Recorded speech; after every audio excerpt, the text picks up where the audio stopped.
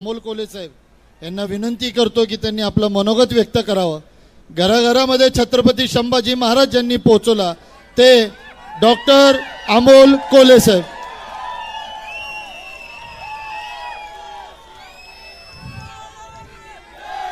आदिशक्ती तुळजाभवानी, उभ्या हिंदुस्थानचा आराध्य दैवत छत्रपती शिवाजी महाराज।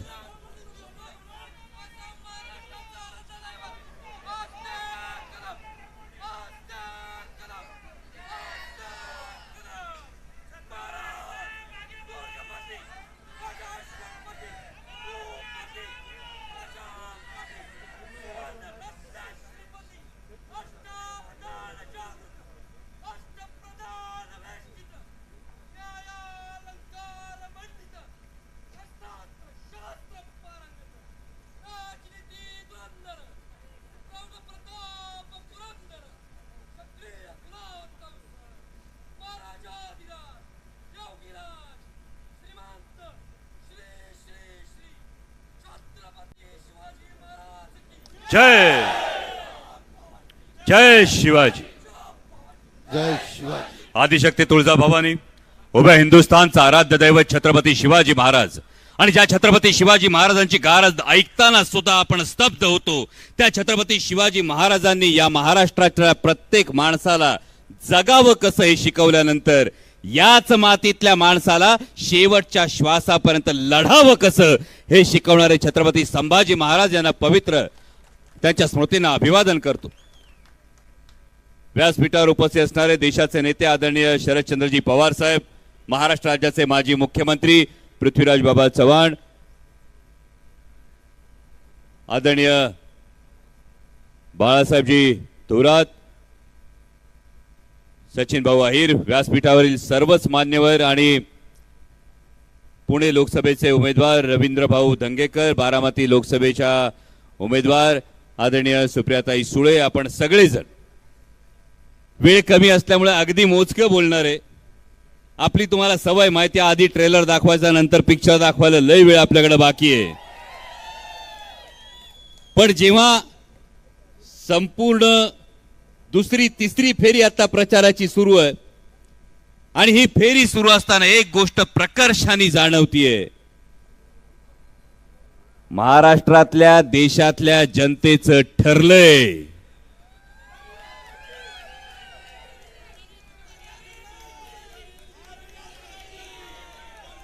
महाराष्ट्रातल्या देशातल्या जनतेचं ठरलंय, बळकट हाताने स्वाभिमानाची मशाल पेटवायची आणि विजयाची तुतारी फुंकायची।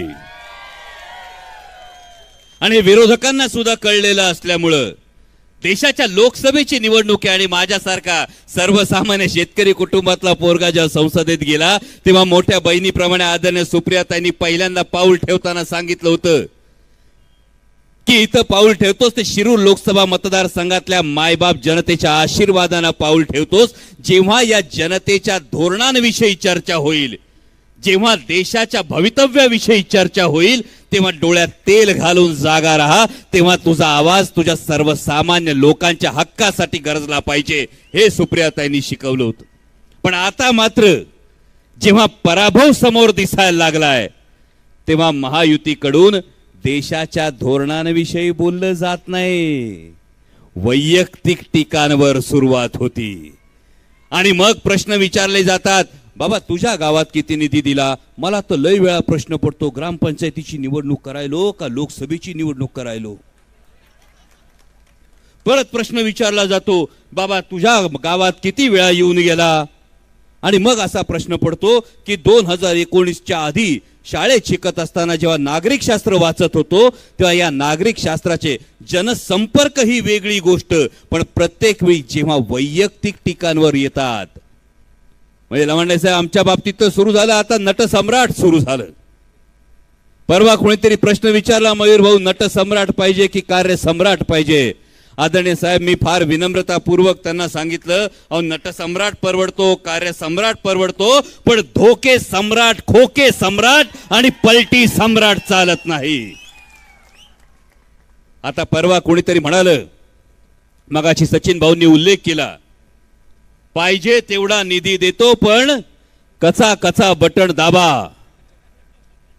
मी फार विनम्रतेने सांगू इच्छितो, जर असं वाटत असेल तर आपण लोकशाहीची थट्टा करतात, सत्तेचा हा उन्माद, सत्तेची ही जर एवढी मस्ती आली असेल तर एक सर्वसामान्य मध्यमवर्गीय माणूस म्हणून तुम्हाला सांगू इच्छितो, जो तुम्ही निधी देणार आहात ना, तो तुमच्या खिशातला नाही, या मायबाप जनतेच्या टॅक्सच्या पैशातून तो निधी गोळा होतो. म्हणजे जेव्हा आम्ही आमच्या पोराला डायपर घेतो, जेव्हा आम्ही आमच्या पोराला झबलं घेतो ना, त्याच्यावर आम्हाला जीएसटी भरावा लागतो, तो तुमच्या तिजोरीत येतो. जेव्हा आम्ही आमच्या म्हाताऱ्या आई बापाला औषधं घेतो ना, त्याच्यावर जो टॅक्स आम्ही देतो तो तुमच्या तिजोरीत येतो. आणि तो आलेला टॅक्स जर तुम्ही स्वतःची मालकी असल्यासारखं म्हणत असाल, पाहिजे तेवढा निधी देतो, तर मग एक सांगा, अहो जेमतेम 2% लोकांचा जर तुम्हाला पाठिंबा असेल तर टॅक्स फक्त त्या 2% घ्या ना, आम्ही टॅक्सच देत नाही तुम्हाला. त्यामुळे याचा जर आपण बारकाईनं विचार केला तर ही मस्ती येते कुठून, हा उन्माद येतो कुठून, ही डोळ्यात धूळफेक होती कुठून. सर्वसामान्य शेतकरी काबाड कष्ट करत असताना मोजक्या उद्योगपतींची कर्ज माफ होतात.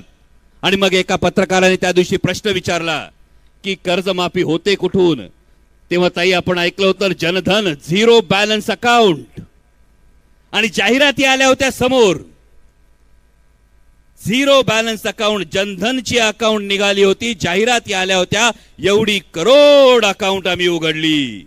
आणि नंतर आलं रोहित दादा की त्याला मिनिमम बॅलन्स हा 1000 रुपये असला पाहिजे, 2000 त्याला मिनिमम बॅलन्स असला पाहिजे. मग एवढी करोड खाती गुणिले 2000 रुपये, आणि त्यानंतर मग मेसेज आले आधार आणि पॅन कार्ड लिंक झालं पाहिजे, यासाठी 200 रुपये, तुम्हाला लेट झालं तर फाईन आहे, लिंकेजचे 200 रुपये आहेत. सर्वसामान्य भारतीयानं कायदा पाळण्यासाठी या सगळ्या गोष्टींची पूर्तता केली, आणि या सगळ्या गोष्टींची पूर्तता करून जो निधी तयार झाला, इलेक्टोरल बॉन्ड्सच्या भ्रष्टाचारातून जो निधी तयार झाला, हा सरकार पाडण्यासाठी, नेते फोडण्यासाठी हा निधी तयार झाला. आणि म्हणून ही निवडणूक आता सर्वसामान्य जनतेने हाती घेतली आहे. फार काही वेगळं सांगणार नाही, फक्त एकच विनंती करतो, मतदान केंद्रावर जाऊन मत द्यायला फक्त 5 मिनिटं लागतात, फक्त 5 मिनिटं. पण या 5 मिनिटांमध्ये मागच्या 5 वर्षांचा एकदा रिवाइंड करून बघा. मागच्या 5 वर्षांमध्ये तुम्हाला या 5 मिनिटात त्या 5 वर्षांचा कुठल्या कुठल्या गोष्टीचा हिशोब घ्यायचा आहे. जेव्हा उत्तर भारतामध्ये पहाटे 5 वाजता बाप पोराला सांगतो, उठ तुझे दौड़ लगानी है, तुझे बेल्ट की नौकरी करनी है, पण त्याचा पोरगा जेव्हा -70 डिग्री सेल्सिअस मध्ये सियाचीन मध्ये देशाचं रक्षण करत होता, 1.5 वर्ष त्याचा 70 वर्षाचा बाप दिल्लीच्या सीमांवर त्याच्या हक्कांसाठी दुर्दैवानं आंदोलन करत होता.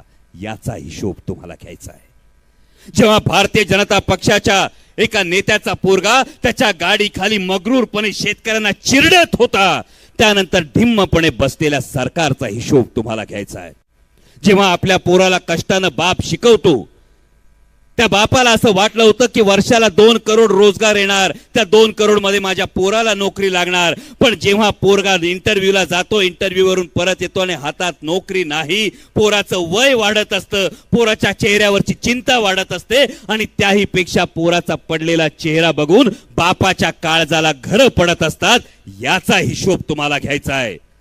आणि त्याही पेक्षा सगळ्यात मोठा हिशोब तुम्हाला घ्यायचा आहे की जो आपला शेतकरी, जो आपला बाप काळ्या आईत राबत असतो, त्याच्या भेगाळलेल्या पायांकडे बघा, त्याच्या शर्टाखाली भोकं पडलेलं बनियान असतं, जाताना पोराला सांगून जातो की येताना तुला खाऊ आणन, जाताना पोराला सांगून जातो नवीन युनिफॉर्म आणन, पोरीला सांगून जातो तुझ्या लग्नासाठी नवीन दागिने करेल. हे सगळं तो सांगून जातो. पण 2 डिसेंबरला त्याच्या कांद्याला 40 रुपये भाव असतो, 3 डिसेंबरला निर्यात बंदी होती आणि त्याच्या कांद्याचा भाव 10 रुपयावर येतो. एकराला 3.5 लाखाचं नुकसान होतं आणि त्याच्या तोंडावर 17 रुपये फेकून त्याला सांगितलं जातं, याला किसान सन्मान म्हणतात. नुसतं शेम शेम म्हणून चालणार नाही, नुसता छत्रपती शिवाजी महाराजांचा जय जयकार करून चालणार नाही.